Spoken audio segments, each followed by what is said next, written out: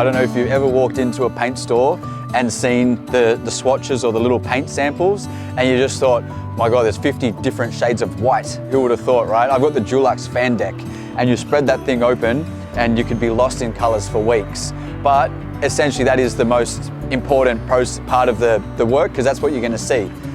Lots of different ways to decide the color of paint you go. I think you've got to use your personality to help decide. That's my opinion anyway. So you can go really traditional kind of grays and whites and blacks, but then pop it with like a bright yellow or red front door.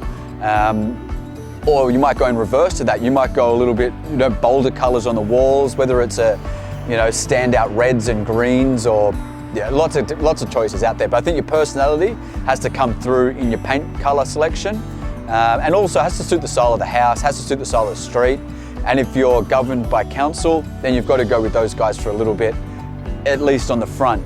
As for inside, again, your style is going to really come through with what colors you choose. Once you've nailed it down to a couple of preferences, is sample time. So setting up inside, rolling a big section of wall with a couple of different paint samples so you can see it inside your house, making sure it's got the type of light that is going to eventually be in the house. So whether that's natural light, or we plug in the downlight you are going to use and then shine that on the wall. So the type of light is going to reflect differently on different types of paints in different rooms. So the cheapest paint is not always the best paint. The reason it's cheaper is because it's not as good of a product. Simple as that. You're going to put on more coats to receive the desired effect of a quality paint.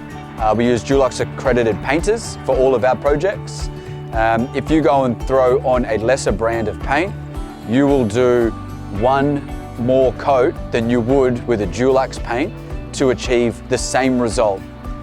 So you got more time to paint, and you've got an extra coat. It's an extra coat of paint, so not great. There's also Dulux paint consultants who, for a refundable fee, can come out to your house and have a look.